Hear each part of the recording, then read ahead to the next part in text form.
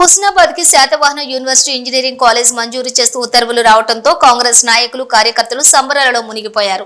హుస్నాబాద్ లోని కాంగ్రెస్ పార్టీ ఆధ్వర్యంలో టపాసులు పేల్చి సంబరాలు చేసుకున్నారు. హుస్నాబాద్ ప్రజలు, విద్యార్థి సంఘాలు, మేధావులు పాల్గొన్నారు. ఈ సందర్భంగా పలువురు నాయకులు మాట్లాడుతూ హుస్నాబాద్ నియోజకవర్గం అభివృద్ధి ధ్యేయంగా మంత్రి పొన్నం ప్రభాకర్ కృషి చేస్తున్నారని అన్నారు. హుస్నాబాద్ కు ఇంజనీరింగ్ కళాశాల మంజూరు కావటం ఈ ప్రాంత విద్యార్థులు చేసుకున్న పుణ్యమన్నారు. మన హుస్నాబాద్ ఎమ్మెల్యే బీసీ సంక్షేమ శాఖ మంత్రి వర్యులైన పొన్నం ప్రభాకర్ గారు అనునిత్యం హుస్నాబాద్ నియోజకవర్గ అభివృద్ధి ధ్యేయంగా పనిచేస్తున్నారు. అందులో భాగంగా నిన్నటి రోజున 18 జీవో నెంబర్ ప్రకారం హుస్నాబాద్ కు ఇంజనీరింగ్ కాలేజ్ శాంక్షన్ చేయడం జరిగింది.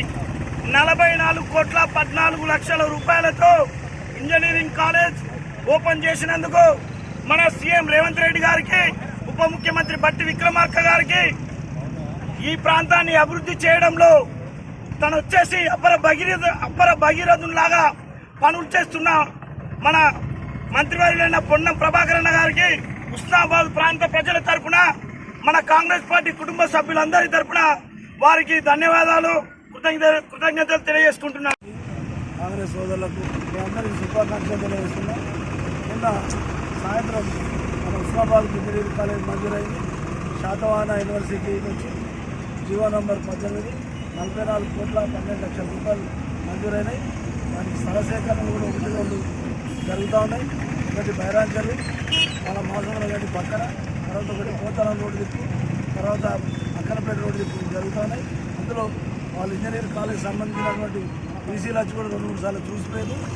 కానీ దాని ఫైనల్ అయిపోయాక ఈ 15-20 రోజుల దీనికి ఫౌండేషన్ కూడా అయ్యే అవకాశం ఉన్నది. దీనికి ప్రత్యేకంగా మంత్రి గారికి, మన శాసనసభ్యులకు, పొన్నం ప్రభాకర్ అన్న గారికి, ముఖ్యమంత్రి గారికి, రాష్ట్ర కేబినెట్ మొత్తానికి, ఈ రాష్ట్ర ప్రభుత్వానికి, ఈ శాసనసభలో ఉన్న అన్ని పార్టీల నాయకులకు ప్రత్యేకంగా శుభాకాంక్షలు తెలియజేస్తూ, ఈ ప్రాంతంలో ఉన్నటువంటి అన్ని పార్టీల నాయకులకు కూడా ప్రత్యేకంగా అభినందనలు, శుభాకాంక్షలు తెలియజేస్తూ, ఈ ప్రాంతం నుంచి ఒకప్పుడు ఇంజనీర్ చదవాలన్నా, లేదు మెడికల్ సౌకర్యం కావాలన్నా అటు ఎంజిఎమో, ఇటు వరంగల్, ఇటు కరీంనగర్, లేకపోతే హైదరాబాద్ పోయే పరిస్థితి. మన రాబోయే 2-3 నెలల్లో మెడికల్ కాలేజ్ ఫౌండేషన్ కూడా శ్రీమతి రేఖా గాంధీ చెప్పినట్టు అది కూడా ఫౌండేషన్ అవుతుంది. 150 పడకల ఆసుపత్రి కూడా మెడికల్ కాలేజ్ గ్రౌండ్లోనే పడే అవకాశం ఉంది. ఈ ఇంజనీరింగ్ కాలేజ్ అనేది ఈ ప్రాంతానికి ఒక పెద్ద వరం లాంటిది. నిన్న రాత్రి నుంచి చాలామంది ఈ ప్రాంతంలో చదువుకున్న వాళ్ళతోని, వాళ్ళు మనతోని, మనం వాళ్ళతో మాట్లాడితే, అరే ఇంత పెద్ద కాలేజ్ అనేది మన ప్రాంతానికి ఒక పెద్ద విజయం లాంటిది, పెద్ద సౌకర్యం లాంటిది అని అంటూ ఉన్నారు. అంటే దాని విలువ మనకు ఎక్కువ తెలియకుండా మన పిల్లలు పోయి చదువుకున్నప్పుడు ఆ కుటుంబాలకే తెలుస్తుంది. మరి రాజశేఖర రెడ్డి సాబ్ ఏదైతే ఫీజు రియంబర్స్మెంట్లు పెట్టినప్పుడు చాలామంది ప్రైవేటు, గవర్నమెంట్ ఇంజనీరింగ్ కాలేజీలో చదువుకున్నారు. కానీ ఇక్కడ కాలేజ్ లేదు. 50 కిలోమీటర్లు గవర్నమెంట్ సైడ్లో మెడికల్ కాలేజీ వస్తుంది, ఇంజనీరింగ్ కాలేజ్ నిన్ననే వచ్చేసింది, సంస్కృత్ కాలేజ్ కూడా వస్తుంది, తర్వాత ఏఎన్ఎం కాలేజ్ కూడా వస్తుంది. అంటే చెప్పాలంటే విద్యాపరంగా, వైద్యపరంగా ఈ ప్రాంతం చాలా వెనుకబడ్డది. తర్వాత ఉపాధి పరంగా కూడా చాలా వెనుకబడ్డది.